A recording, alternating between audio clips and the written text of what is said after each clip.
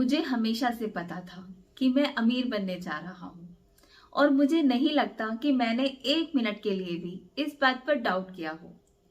आज हम बात कर रहे हैं 12,870 करोड़ यूएस डॉलर के मालिक वॉरेन बफेट की। वॉरेन बफेट जिन्होंने बर्कशायर हेथवे कंपनी के शेयर खरीदे थे और फिर धीरे धीरे उस कंपनी के मालिक बन गए थे। बर्कशायर हेथवे वो फर्म है जिसके अंडर 60 कंपनीज आती हैं, लेकिन वो इतना सक्सेसफुल बने कैसे?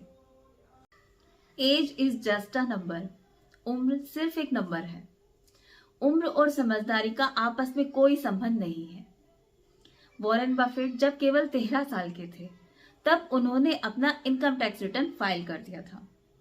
जब वो केवल 7 साल के थे तब वो पब्लिक लाइब्रेरी से बुक्स बोरो कर पढ़ते थे, जिनमें से एक बुक का टाइटल था 1000 वेज टू मेक $1,000। और इन्हीं बुक्स ने उनके इंटरेस्ट को बिजनेस और इन्वेस्टमेंट में बढ़ाया। जब वो केवल 11 साल के हुए उन्होंने शेयर मार्केट में इन्वेस्टमेंट करना शुरू कर दिया था। उन्होंने सिटी सर्विस के 3 शेयर $38 में खरीदे और जैसे ही उस शेयर का प्राइस $40 तक गया उन्होंने वो बेच दिया।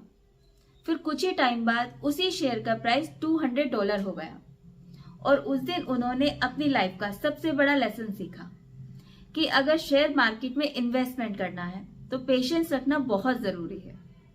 अगर आप बहुत सारा पैसा कमाना चाहते हैं, सक्सेस पाना चाहते हैं, तो उस इंसान को फॉलो करना शुरू करिए जो आपसे बहुत बेहतर है। आप देखेंगे कि ऑटोमेटिकली आप बहुत कुछ सीख जाएंगे और आगे बढ़ते जाएंगे। ये मानना है वॉरेन बफेट का। वॉरेन बफेट ने भी प्रोफेसर बेंजामिन ग्राहम को फॉलो किया था, जो कि एक बहुत बड़े इन्वेस्टर थे।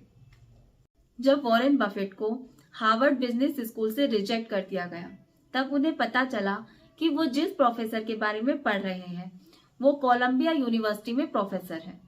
तब उन्होंने कोलंबिया यूनिवर्सिटी के कोलंबिया बिजनेस स्कूल में एडमिशन लिया, जहां पर उन्हें बेंजामिन ग्राहम का गाइडेंस मिला और जिनकी वजह से आज वॉरेन बफेट की गिनती दुनिया के सबसे बड़े अमीरों में की जाती है। वॉरेन बफेट के फादर स्टॉक मार्केट में एक बहुत बड़े इन्वेस्टर थे और एक बहुत बड़े एडवाइजर भी थे, लेकिन वॉरेन बफेट अपने फादर के वजह से सक्सेसफुल नहीं है। वो इसका सारा क्रेडिट अपने प्रोफेसर बेंजामिन ग्राहम को देते हैं। वॉरेन बफेट का मानना है कि आपको उतना ही रिस्क लेना चाहिए जितना आप उठा सकें। ये आप वॉरेन बफेट की इस बात से समझ सकते हैं कि अगर आप नदी के किनारे बैठकर दोनों पैर पानी में डालकर नदी की गहराई मापने की कोशिश करेंगे तो आप डूब सकते हैं। जरूरी ये है कि आप एक हाथ से किनारे को मजबूती से पकड़े रहें और फिर एक पैर पर खुद का बैलेंस बनाकर दूसरा पैर पानी में डालकर नदी का अंदाजा लगाएं। वॉरेन बफेट का कहना है कि आपको बचत जरूर करनी चाहिए। अगर आप 10,000 रुपये कमाते हैं तो उसमें से 2,000 रुपये आपको जरूर बचाने चाहिए। वो आपको इमरजेंसी में काम आ सकते हैं। वो बहुत कम उम्र में ही अपना बिजनेसमैन वाला माइंड डेवलप कर चुके थे। उनका मानना है कि अगर आप उन चीजों को खरीदते हैं जिनकी आपको जरूरत नहीं है, इससे आपके पैसे का नुकसान होता है। इसलिए उन चीजों को खरीदने से बचें जिनकी आपको जरूरत नहीं है। हो सकता है कि बहुत जल्दी आपको उन चीजों को बेचना पड़े जिनकी आपको जरूरत है। अगर आपको आपकी लाइफ आसान बनानी है तो सिंपल लाइफ जीना शुरू कर दीजिए। ये भी आप वॉरेन बफेट की इस बात से समझ सकते हैं कि वो आज भी उसी घर में रहते हैं जो आज से 50 साल पहले उन्होंने खरीदा था।